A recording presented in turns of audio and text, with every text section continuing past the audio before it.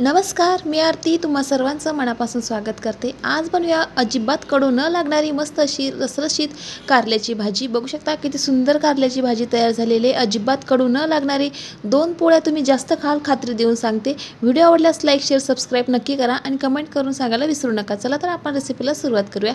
इथे मी मस्त फ्रेश कारली घेतलेली आहे। आता ही कारली आपल्याला कट करून घ्यायची आहे अशा पद्धतीने। या पद्धतीने थोडे मोठे काप करायचे आणि आपल्याला ही कारली कापून घ्यायची आहे। आता मी संपूर्ण कारले कापून घेतलेले आहे अशा पद्धतीने। नंतर त्यामध्ये जे छोटे छोटे कारले आपण तुकडे केले होते तर त्यामध्ये असे आडवे उभे काप द्यायचे आणि अशा पद्धतीचे कारले आपल्याला कट करून घ्यायचं। त्यामधल्या ज्या बिया आहेत त्या काढून टाकायच्या। आता ज्यांना बिया आवडतं कारल्यामधल्या खाण्यासाठी तर ते ठेवू शकता तुम्ही, त्या पण छान लागतात। नंतर असा काप करून घ्यायचे कारल्याचे। आता संपूर्ण मी कारल्यामधल्या बिया काढून घेतलेल्या आहे अशा पद्धतीने। नंतर मीठ घ्यायचं जेणेकरून कारला अजिबात कडू लागणार नाही। त्यासाठी इथे मी संपूर्ण कारल्याला या पद्धतीने मीठ लावून घेते, जेणेकरून अजिबात कारलं कडू लागत नाही आणि खाताना पण सुद्धा मस्त टेस्टी लागतात। आता या संपूर्ण कारल्याला मी मीठ लावून घेतलेलं आहे। इथे एक चाळण घ्यायची, हवं तर तुम्ही स्टीलची चाळणसुद्धा वापरू शकता। त्यामध्ये हे संपूर्ण कारले घालून घ्यायचे। एकीकडे गरम पाणी करण्यासाठी ठेवायचं आणि त्यामध्ये हे कारले आपल्याला वाफळून घ्यायचे आहे। त्यावरती झाकण ठेवायचं, कारले वाफवून ठेवायचे। नंतर आपण एक वाटण तयार करून घेऊ। एक कढई घ्यायची, त्यामध्ये 1 चमचा तेल घालायचं छोट्या चमच्याने आणि शेंगदाणे घालायचे पाव वाटी। हे मस्त खमंग भाजून घ्यायचे वास येईपर्यंत।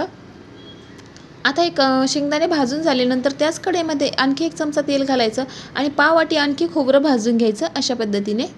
आता कलर बदलेपर्यंत खोबरंही सुंदर भाजून झालेलं आहे। आता त्याच कढईमध्ये आपल्याला 4 ते 5 लसणाच्या पाकळ्या घालायच्या आणि हलकासा कलर बदलेपर्यंत भाजून घ्यायचं अशा पद्धतीने। नंतर इथे हे वाटण थंड करून घ्यायचं आणि नंतर एक मिक्सरचं भांडं घ्यायचं, त्यामध्ये भाजलेले शेंगदाणे घालायचे, भाजलेलं सुकं खोबरं घालायचं आणि 4 ते 5 लसणाच्या पाकळ्या आहेत त्या पण घालायच्या आणि अर्धा इंच आल्या तुकडा घालायचा। नंतर इथे मी कोथिंबीर घातली मूठभर। नंतर यामध्ये पाणी न घालता आपल्याला मिक्सरला बारीक करून घ्यायचं आहे। आता पाणी न घालता मी ते मिक्सरला बारीक वाटून घेतलेलं आहे। अशा पद्धतीचं वाटण तयार करायचं। नंतर इथे आपली कारलीसुद्धा वाफळून तयार आहे, अजिबात कडू होत नाही। अशा पद्धतीने नक्की एकदा कारल्याची भाजी बनवून बघा। आता ही कारल्याची भाजी बनवण्यासाठी एक कढई घ्यायची, त्यामध्ये तेल घालायचं। वाफळलेले कारले थंड झालेले आहे।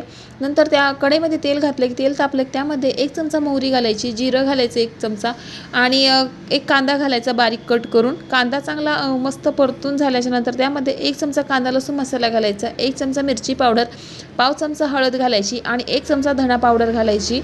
नंतर हे मसाले चांगले परतून घ्यायचे। ज्यावेळेस आपण मसाले परततो त्यावेळेस गॅस मध्यम आचेवरच ठेवा, जेणेकरून मसाले करपणार नाही। आता नंतर तयार केलेलं वाटण यामध्ये घालायचं आणि चांगलं परतून घ्यायचं अशा पद्धतीने। हे वाटण बनवले की भाजी अप्रतिम लागते आणि भन्नाट चवीची आपली इथे कारल्याची भाजी तयार होते। आता हे चांगलं वाटण परतून घेतलेलं आहे अशा पद्धतीने। आपण जे वाफळून घेतलेले कारले होते ते यामध्ये घालायचे। जर का वाफळलेल्या कारल्यामध्ये थोडंसं जर पाणी असेल तर तुम्ही हलकंसं पिळून घेऊ शकता। आता नंतर यामध्ये आपले जे कारले घातले ते चांगले परतून घ्यायचे अशा पद्धतीने। गॅस मध्यम आचेवरच ठेवायचा, जेणेकरून वाटणसुद्धा करपणार नाही। नंतर मिक्सरच्या भांड्यामध्ये थोडंसं पाणी घालायचं आणि यामध्ये पाणी ॲड करायचं। कारले सुरुवातीला 80% इतके वाफवून घेतल्यामुळे त्यामध्ये थोडंसं पाणी घालावंच लागतं, जेणेकरून जे 10% कारले शिजायची राहिली ती या पाण्याच्या रस्सामध्ये मस्त अशी भाजी शिजवून तयार होते। नंतर सुरुवातीला आपण थोडंसं वाफवण्यासाठी मीठ घातलं होतं, त्यामुळे आता चवीनुसार मीठ घालायचं यावेळेला। आता चवीनुसार मीठ घातलं की परत एकदा भाजी परतून घ्यायची आहे। बघू शकता किती सुंदर भाजी तयार झालेली आहे।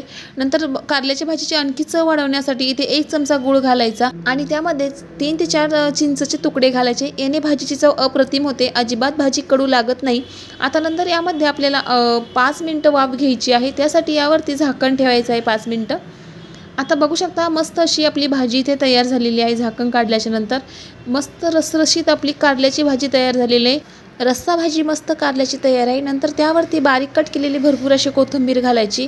2 पोळ्या तुम्ही जास्त खाल नक्की गॅरंटी देऊन सांगते। एकदा ही भाजी नक्की बनवून बघा, मस्त टेस्टी ही कारल्याची भाजी तयार होते। मस्त चपातीसोबत खाण्यासाठी आपली कारल्याची भाजी इथे तयार आहे। मस्त रस्सा कारल्याची भाजी तयार आहे। बघू शकता पाहता क्षणी पटकन अशी भाजी खाऊन घ्यावी अशी वाटणारी। मग मैत्रिणींनो, व्हिडिओ कसा वाटला कमेंट करून सांगायला विसरू नका। प्लीज व्हिडिओ आवडल्यास लाईक शेअर सबस्क्राईब नक्की करा। तोपर्यंत मस्त खा आणि स्वस्त राहा। धन्यवाद।